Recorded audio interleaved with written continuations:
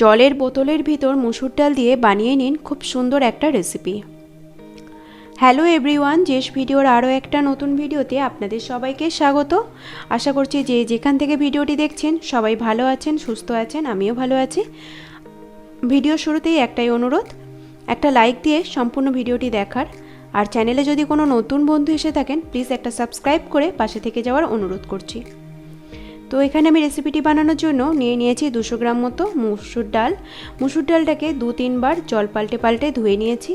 এখন আরও কিছুটা জল দিয়ে 1 ঘন্টা মতো রেস্টে রেখে দেব। যদি আপনাদের হাতে সময় কম থাকে সেক্ষেত্রে 30 মিনিট রেস্টে রেখে দিতে পারেন। 1 ঘন্টা হয়ে গেছে আমার। এবার দেখুন ডালটা অনেকটা ফুলে গেছে। জল ঝরিয়ে ডালটা মিক্সার গ্রাইন্ডারের জারের মধ্যে নিয়ে নিলাম। আর এখন অ্যাড করে দেব 3টে কাঁচা লঙ্কা। ঝালটা যে যেমন খেতে ভালোবাসেন সেই মতো দিয়ে দেবেন। আর দিয়ে দিলাম 1 ইঞ্চি আদার টুকরো। আর অ্যাড করে দেব একটা বড় সাইজের আলু, কিউব কিউব করে কেটে নিয়েছি এই আলুর টুকরোগুলোকে। সবগুলো উপকরণ দিয়ে ভালোভাবে একটা পেস্ট বানিয়ে নেব।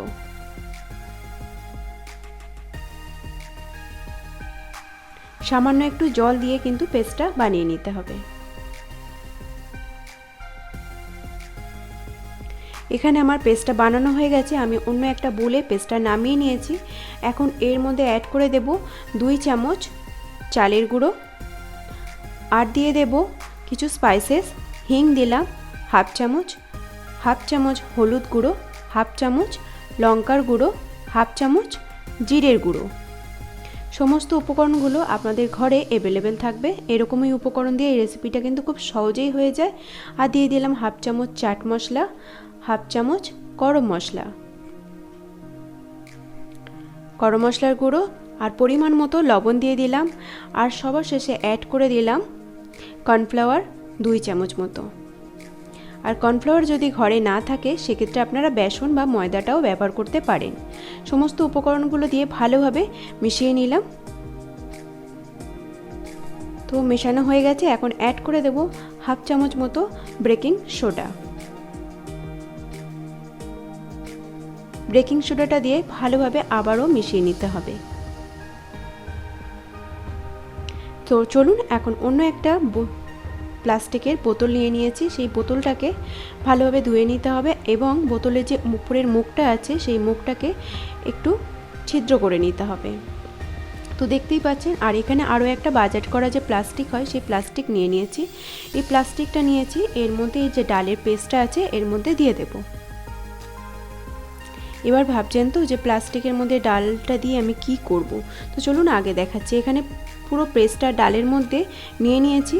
এখন প্লাস্টিকটা ওপর দিয়ে বেঁধে দিয়েছি। এখন এই প্লাস্টিকের সাহায্যে ডালটাকে বোতলের মধ্যে ভরে দেব। সামান্য একটু মুখটা কেটে নিয়েছি। আস্তে আস্তে বোতলের মধ্যে ভরে দেব। যেমনভাবে আমি প্রসেসটা করছি এইভাবে পুরো প্রসেসটা কিন্তু করতে হবে।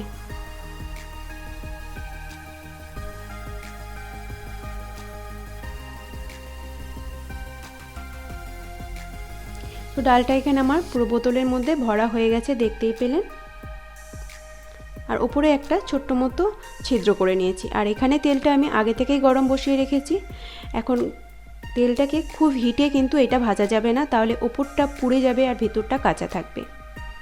মিডিয়াম হিটে কিন্তু এটাকে ভাজতে হবে। এখন বোতলের ওপর দিয়ে যদি আমি চাপ দিই তাহলে কিন্তু এইভাবে কুরকুরের মতো হয়ে জিনিসটা পড়বে ডালের পেস্টটা। আর খুব সুন্দর একটা স্ন্যাক্স আমাদের রেডি হয়ে যাবে।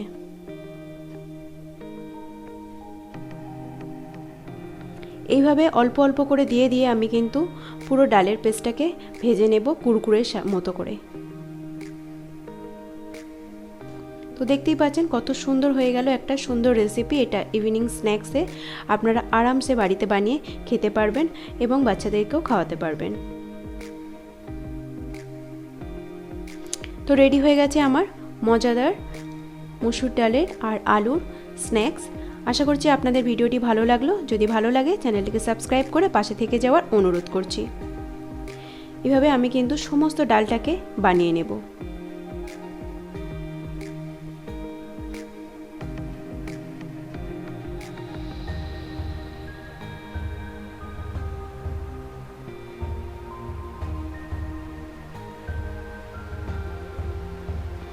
চলুন আজকের মতো আমি বিদায় নিচ্ছি। আশা করছি আপনাদের ভিডিওটা ভালো লাগলো। যদি ভালো লাগে চ্যানেলকে সাবস্ক্রাইব করে পাশে থেকে যাওয়ার অনুরোধ করছি।